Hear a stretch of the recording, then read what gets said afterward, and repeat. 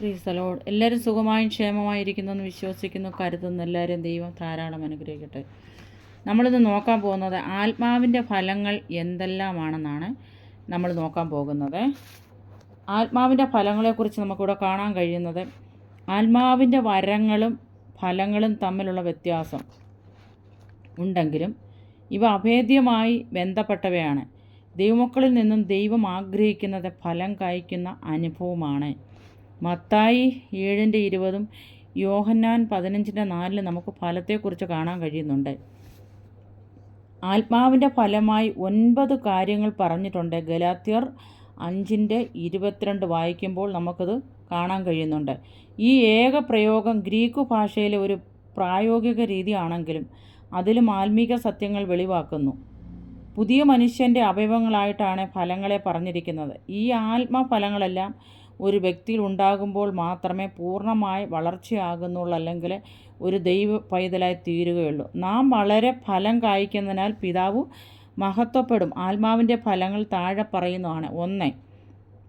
സ്നേഹം, അഗപ്പെ എന്ന ഗ്രീക്ക് പദം സ്നേഹത്തിൻ്റെ ഏറ്റവും ഉന്നതമായ നിലയെ കാണിക്കുന്നു. സ്വാർത്ഥതയില്ലാത്തതും തന്നെത്താൻ ബലിയർപ്പിക്കുന്നതും മറ്റുള്ളവരുടെ ഏറ്റവും വലിയ നന്മ ആഗ്രഹിക്കുന്നതുമായ അനുഭവമാണ് അഗപ്പെ. അഗപ്പെ എന്ന സ്നേഹത്തിൻ്റെ ഉറവിടം ദൈവമാണ്. നാം ദിവ്യ സ്വഭാവത്തിന് കൂട്ടാളികളായി ഇരിക്കുമ്പോൾ പരിശുദ്ധാത്മാവിനാൽ ദൈവം നമ്മിലേക്ക് പകർന്നു തരുന്നതാണ് സ്നേഹം. റോമർ 5:5 സ്നേഹം ദീർഘമായി ക്ഷമിക്കുകയും ദയ കാണിക്കുകയും എല്ലാം സഹിക്കുകയും ചെയ്യുന്നു. 1 കൊരിന്ത്യർ 13 നമുക്ക് കാണാൻ കഴിയുന്നുണ്ട്. ക്രിസ്തീയ ശുശ്രൂഷകളെല്ലാം സ്നേഹത്തിൽ നിന്ന് ഉരുത്തിരിയേണ്ടതാണ്. ക്രിസ്തീയ ശിഷ്യത്വത്തിൻ്റെ വ്യക്തമായ മാനദണ്ഡം സ്നേഹമാണ്. ദൈവത്തെയും മനുഷ്യരെയും സ്നേഹിക്കുന്നതിലൂടെ മാത്രമേ നമ്മുടെ ആത്മീക ജീവിതം പരിപോഷിപ്പിക്കപ്പെടുവാൻ കഴിയുകയുള്ളൂ.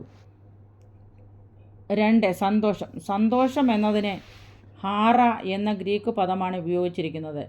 ഫിലിപ്പിയർ കാരാഗൃഹത്തിൽ കിടന്ന് പൗലോസ് എഴുതുന്നത് കർത്താവിൽ എപ്പോഴും സന്തോഷിപ്പീൻ എന്നതാണ്. ഫിലിപ്പിയർ 3:1 4:4 ഒരു പ്രതികൂലത്തിനും ഒരു ദൈവബദലിൻ്റെ സന്തോഷത്തെ എടുത്തു കളയുവാൻ കഴിയുകയില്ലെന്നാണ് ഈ വാക്യങ്ങളൊക്കെ നമ്മളോട് പ്രബോധിപ്പിക്കുന്നത്.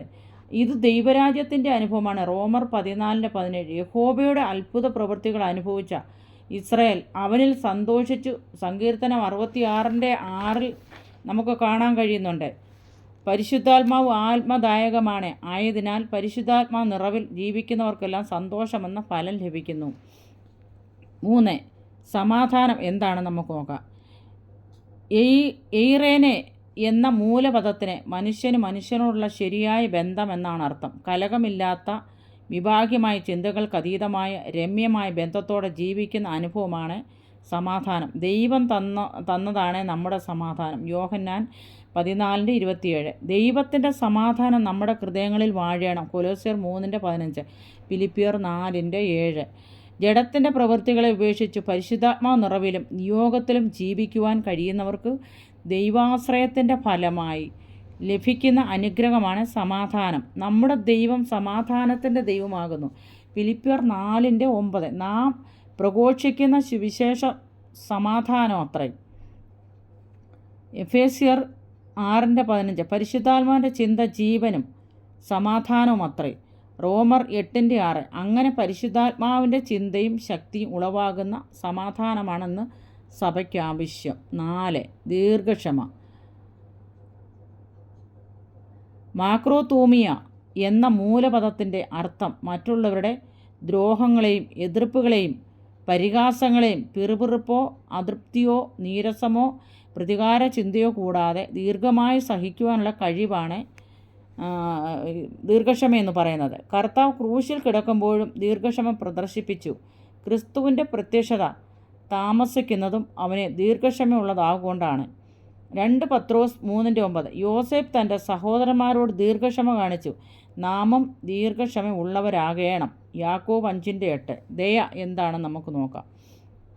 സങ്കീർത്തനത്തിൽ ദയ എലേസോ എന്ന വാക്ക് പലതവണ ഉപയോഗിച്ചിട്ടുണ്ട്. അത് ദൈവം ചെയ്ത ഉടമ്പടിയോടും ദൈവത്തിൻ്റെ വിശ്വസ്തയോടും കൂടെ ബന്ധപ്പെട്ടതാണെന്ന് മനസ്സിലാകും. സങ്കീർത്തനം 89 ഈ പദത്തിന് സുസ്ഥിരമായ സ്നേഹം എന്നാണ് അർത്ഥം. കരുണ, അനുകമ്പ എന്നിവയ്ക്കെല്ലാം അതീതമായ സ്വഭാവമാണ് ദയ. ആർദ്രത കൂടിയ പെരുമാറ്റത്തെ സൂചിപ്പിക്കുന്ന പദമാണ് ദയ. അർഹതയില്ലാത്ത നമ്മെ സ്നേഹിച്ചു അകൃത്യം കണക്കിടാതെ ദൈവമക്കളാക്കി തീർത്തത് ദൈവത്തിൻ്റെ ദയ ഒന്നുകൊണ്ട് മാത്രമാണ്. പരിശുദ്ധാത്മാവ് നിറവിലും നിയന്ത്രണത്തിലും ജീവിക്കുന്നവരിൽ ഉണ്ടാകുന്ന സ്വഭാവമാണ് ദയ. 6. നമുക്ക് പരോപകാരം എന്താണെന്ന് നോക്കാം. അഗത്തോസുനെ എന്ന പദത്തിൻ്റെ അർത്ഥം സ്നേഹം പ്രവൃത്തിയിലാക്കുക, ലവ് ഇൻ ആക്ഷൻ എന്നതാണ്. പരീശ മതത്തിൻ്റെ സ്വയകേന്ദ്രീകൃതമായ ജീവിതശൈലിയല്ല, സമൂഹത്തെ ദർശിക്കുന്ന പ്രായോഗിക ചിന്തയും അത് പ്രവർത്തിക്കുവാനുള്ള വഴികളും ഉളവാക്കുന്ന ഒരു ജീവിതമാണ് ആത്മനിറവിൻ ജീവിതം. തീത്തോസ് 2:9-14. വിശ്വസ്തത എന്നതിനെ പീറ്റോസ് എന്ന പദമാണ് ഉപയോഗിച്ചിരിക്കുന്നത്. ദൈവത്തിലും ദൈവവചനത്തിലും ആശ്രയിക്കുന്നത് നിമിത്തം ഒരു വ്യക്തിയുടെ സ്വഭാവത്താൽ ഉണ്ടാകുന്ന മാറ്റത്തെയാണ് അല്ലെങ്കിൽ രൂപാന്തരത്തെയാണ് വിശ്വസ്തത. മരണപര്യന്തം വിശ്വസ്തനായിരിക്കുക എന്നത് കർത്താവിന് സഭയോടുള്ള ദൂതാണ്. കർത്താവിൻ്റെ ദാസന്മാർ വിശ്വസിക്കുവാൻ എണ്ണപ്പെടേണ്ടവരാണ്. മനുഷ്യപുത്രന്മാരിൽ വിശ്വസ്തന്മാർ കുറഞ്ഞു പോകുമ്പോൾ സങ്കീർത്തനം 12 ദൈവസഭ കർത്താവിനോട് എല്ലാറ്റിലും വിശ്വസ്തത പുലർത്തണമെന്നാണ് ഈ ദൈവവചനത്തിൽ കൂടി നമുക്ക് കാണാൻ കഴിയുന്നത്. സൗമ്യത എന്താണെന്ന് നോക്കാം.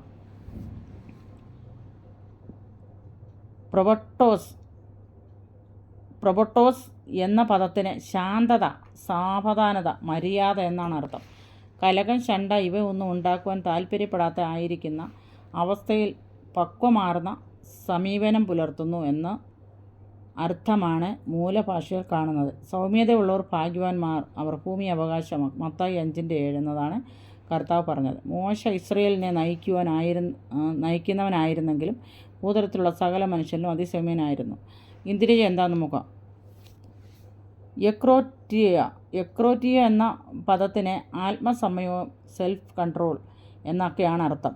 ആഹാരപാനീയങ്ങളോടുള്ള നിയന്ത്രണം മാത്രമല്ല, ജീവിതത്തിൻ്റെ എല്ലാ മേഖലയിലും നിയന്ത്രിക്കുവാൻ കഴിയുന്ന സുബോധം ആണത്. കോപം, ജഡിക ചിന്ത, പ്രപഞ്ചമോഹം, സ്വാർത്ഥത എന്നിവയുടെ മേലുള്ള സ്വയം നിയന്ത്രണമാണിത്. നമ്മുടെ പരിശ്രമം കൊണ്ട് ഒരു പരിധി വരെ മാത്രമേ ഇന്ദ്രിയജയമുള്ളവരാകുവാൻ കഴിയുകയുള്ളൂ. എന്നാൽ പരിശുദ്ധാത്മാവ് നമ്മുടെ പൂർണ്ണ നിയന്ത്രണം ഏറ്റെടുക്കുവാൻ നാം അനുവദിച്ചാൽ മാത്രമേ ജയാളികളായി മുന്നേറുവാൻ കഴിയുകയുള്ളൂ. പരിശുദ്ധാത്മാവാം നദിയിലേക്ക് വേരുകൾ ഇറക്കി ശക്തി സംഭരിക്കുന്ന വിശ്വാസിയാം വൃക്ഷം വരൾച്ചയുള്ള കാലത്തോളം വാട്ടം തട്ടാതെ ബഹുവിധമായ ഫലം പുറപ്പെടുവിച്ചു കൊണ്ടിരിക്കും. ദൈവം നമ്മളെ സഹായിക്കട്ടെ.